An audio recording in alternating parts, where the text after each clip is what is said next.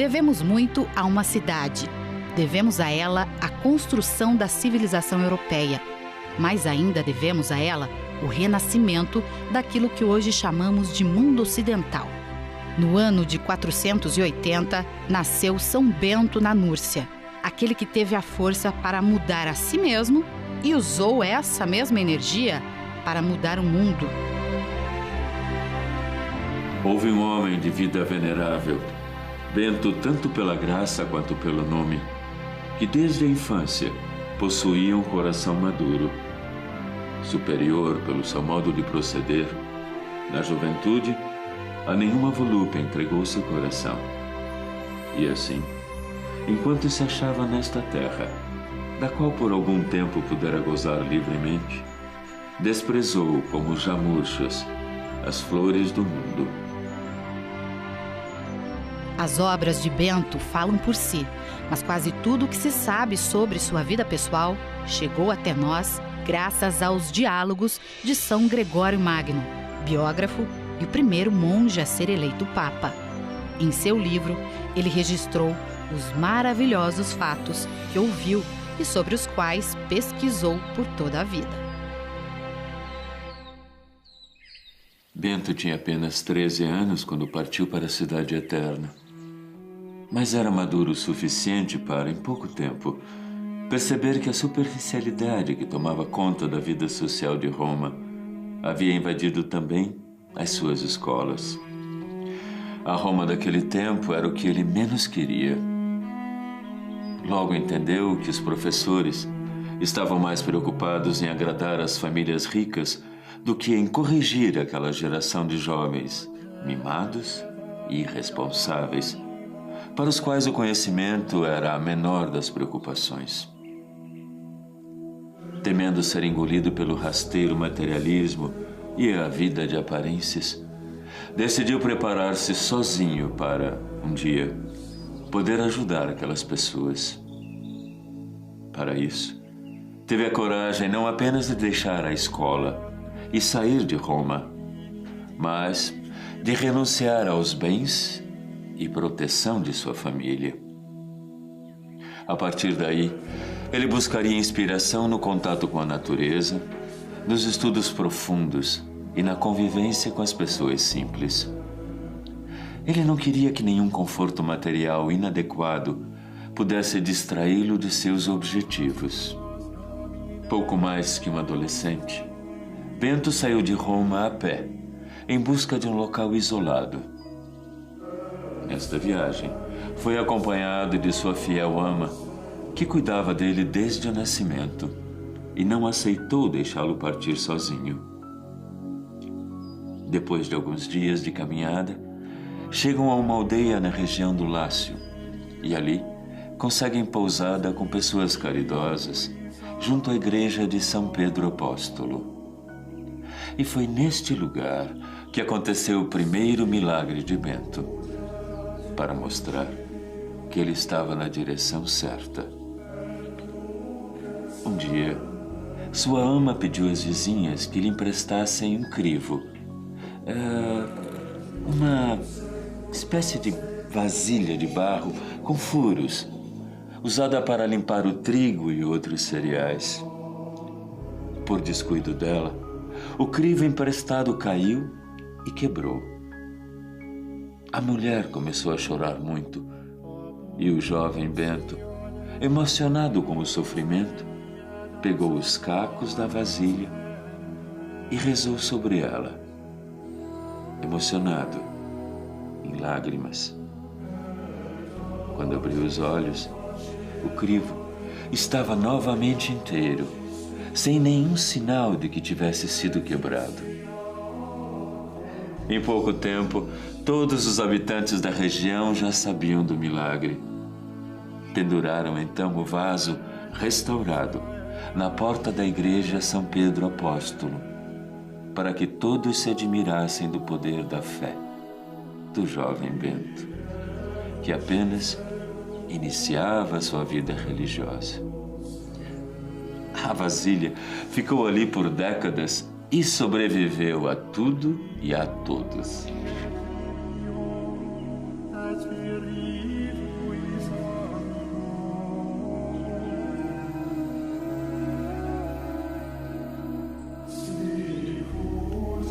seus 20 anos, depois de 7 anos de pregação e exemplo, decidiu isolar-se em uma pequena e quase inacessível gruta nas encostas do Monte Subíaco, de onde desciam muitas fontes de água. No caminho, encontrou um velho monge chamado Romano e a ele contou seus planos. O monge prometeu orientá-lo e guardar segredo do local. Emprestou-lhe livros preciosos e lhe deu um velho traje monástico negro, cor que Bento usaria por toda a vida e seria adotado pelos seus futuros discípulos. Além disso, de tempos em tempos, levava a Bento um pedaço de pão que tirava de sua própria ração diária. Não havia caminho do mosteiro de Romano à gruta, pois um rochedo bloqueava o caminho pelo alto. O bom monge, então, descia o pão pendurado a uma corda comprida, com um sino na ponta, para que Bento soubesse que era hora de pegar o alimento. Bento passou 3 anos como um eremita, sem receber visitas, orando, lendo, meditando, exercitando os dons espirituais. Até que um dia acaba sendo descoberto por pastores que buscavam suas cabras perdidas. Os jovens, ao mesmo tempo que estranharam a sua aparência, sentiram-se atraídos pelo seu ar bondoso e inteligente. Os pastores passaram a visitá-lo para pedir conselhos e orações. Aos poucos, espalharam a notícia de que ali vivia um homem poderoso, santo e sábio. Jovens de toda a região, vendo seu exemplo, convertiam-se e queriam imitá-lo. Depois de muitos sinais do céu, e inspirado pela sua fé, Bento chega à conclusão de que o seu período de reclusão chegava ao fim.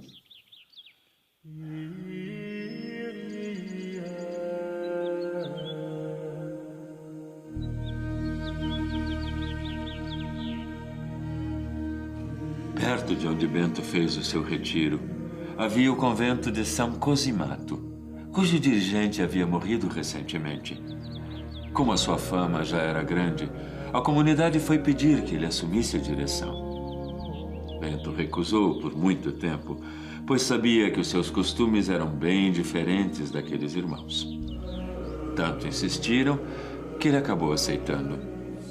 Lá, comprovou a sua intuição. Os monges se encheram de fúria quando ele impôs disciplina. Por mais que se esforçasse e desse exemplo, eles não aceitavam abandonar os abusos de uma vida desregrada e preguiçosa a qual estavam acostumados. Como viam que sob seu comando teriam de meditar coisas novas e abandonar os maus costumes, se reuniram e planejaram assassinar Bento. Decidiram colocar um forte veneno no vinho do jovem mestre. Mas o plano deu errado e serviu apenas para fortalecê-lo com um novo milagre. Apresentaram a bebida para ser abençoada, como era costume. Bento estendeu a mão, fez o sinal da cruz, e a vasilha estalou e partiu em pedaços, como se tivesse levado uma pedrada invisível. Bento percebeu imediatamente o que havia acontecido. Levantou-se e, com expressão plácida e a mente tranquila, disse aos irmãos indolentes e rebeldes: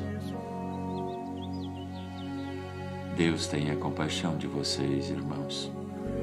Por que fizeram isso? Antes de aceitar o convite, eu avisei muitas vezes que os meus costumes não se harmonizariam com os de vocês. Procurem um líder que combine com o seu jeito de viver. A partir de agora, acabou a minha responsabilidade com essa casa.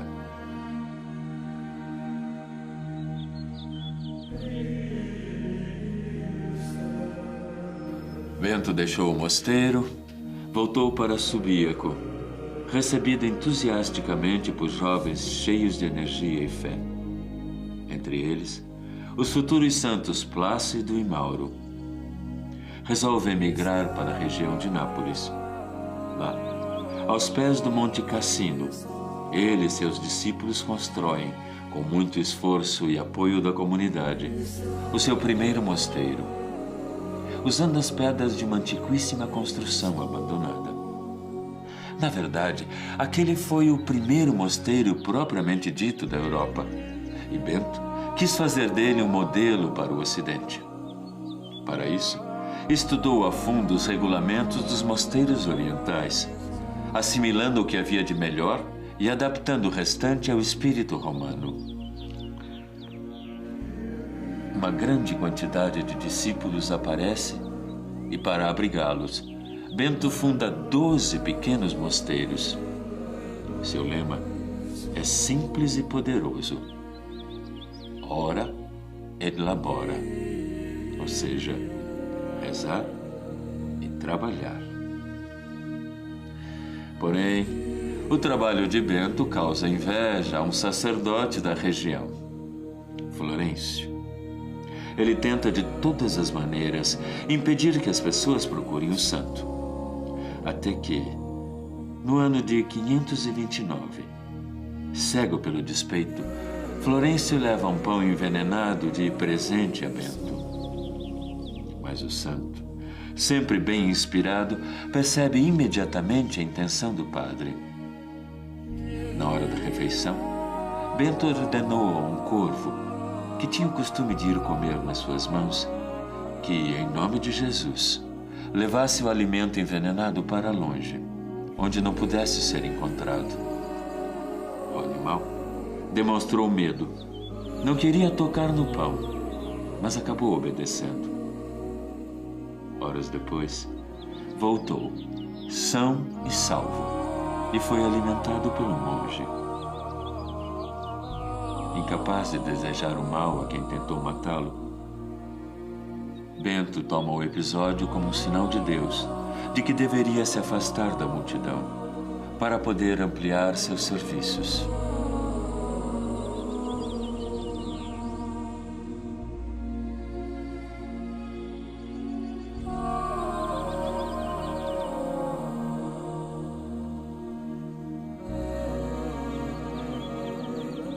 Aos 50 anos, deixa o vale para morar no alto da montanha, onde começa a construção de Monte Cassino, que se tornaria o grande centro propulsor da mensagem beneditina, sob o emblema da cruz e do arado.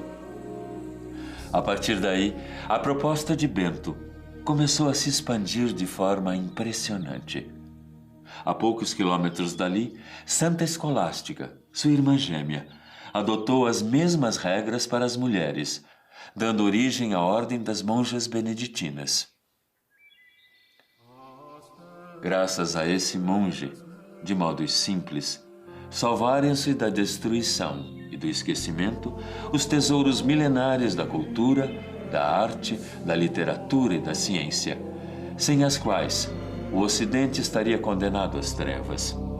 Durante muitos séculos, os estudiosos, os doutores, os cientistas e os professores, que passaram conhecimento às novas gerações, pertenciam quase todos à família espiritual de São Bento. Dos mosteiros surgiram a excelência na fabricação de instrumentos científicos e de trabalho, a cópia sistemática de livros preciosos, o combate à escravatura, o estabelecimento do direito público e privado das nações, o ensino.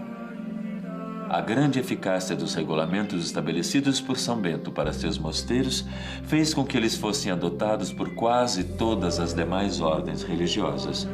Para divulgar e facilitar a sua execução, ele escreveu, a partir de 534, os 73 capítulos da Regra dos Mosteiros, equilibrada, moderada e sensata.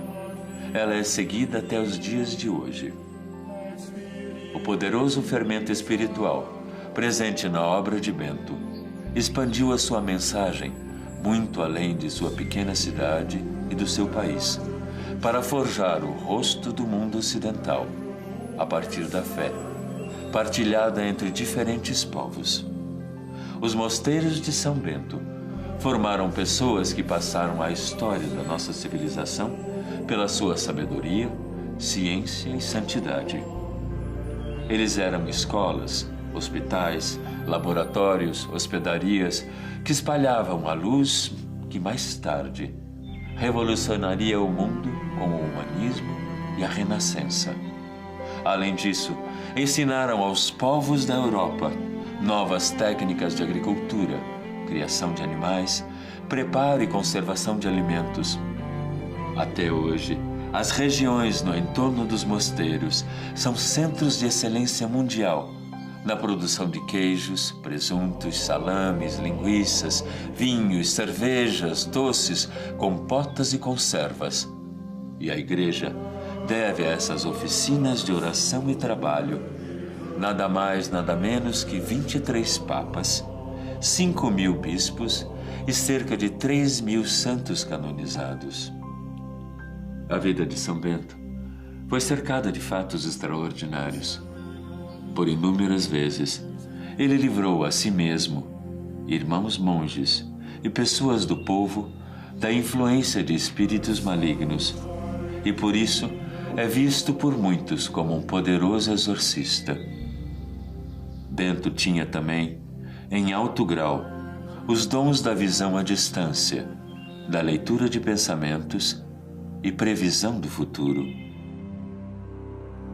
Foram muitas as profecias do santo, inclusive sobre a destruição do mosteiro, primeiro pelos lombardos e muito tempo depois, na Segunda Guerra Mundial. Em 15 de fevereiro de 1944, com o falso argumento de que havia um grupo de controle e observação do exército nazista escondido atrás de seus muros, intransponíveis por terra, o mosteiro de Monte Cassino foi destruído por 1.400 toneladas de bombas lançadas pela Força Aérea Americana. Ironicamente, tudo começou com o ataque do bombardeio estratégico B-17, pilotado pelo Major Bradford Evans e cujo número era 666, o número da besta no livro do Apocalipse. Antes disso, porém, o Marechal Kesselring deu ordem de levar o abade e os monges intactos para Roma, como previra São Bento quase 1.500 anos antes. Graças à disciplina beneditina, foram salvas as principais relíquias históricas. Mais tarde, os monges reconstruíram Monte Cassino, exatamente como original. Hoje em dia, existem mais de 1.200 mosteiros beneditinos em todo o mundo, seguindo a mesma regra estabelecida pelo seu fundador.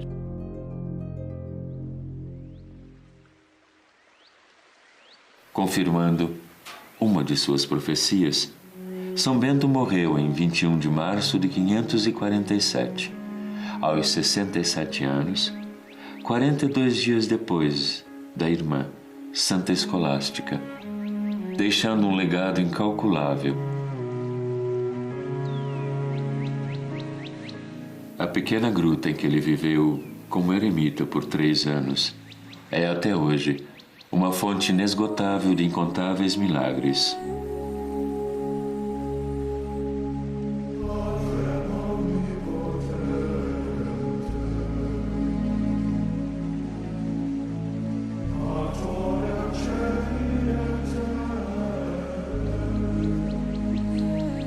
Durante séculos, muitos cristãos têm usado a medalha de São Bento na luta espiritual contra as forças do mal.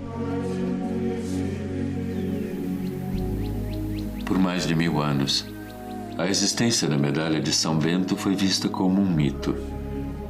Até que em 1647, ela foi redescoberta nas paredes da antiquíssima abadia beneditina de São Miguel, na Alemanha, onde estava oculta há séculos. Cuidadosamente entalhada na parede, a medalha crucifixo trazia uma fórmula, isto é, um resumo, feito apenas com as iniciais das palavras de uma oração que ninguém conhecia.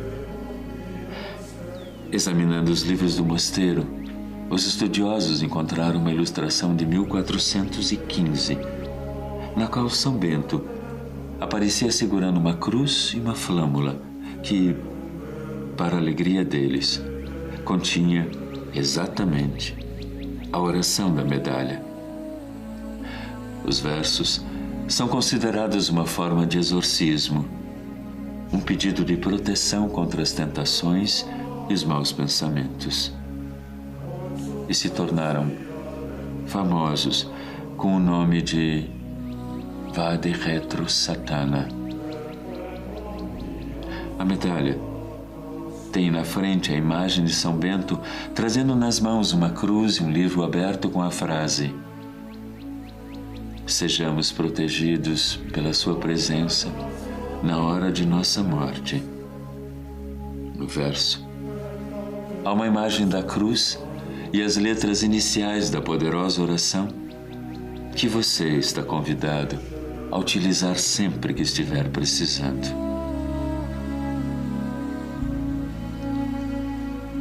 A cruz sagrada seja a minha luz. Não seja o dragão o meu guia. Retira-te, Satanás. Nunca me aconselhes coisas vãs. É mal o que me ofereces. Bebe tu mesmo o teu veneno.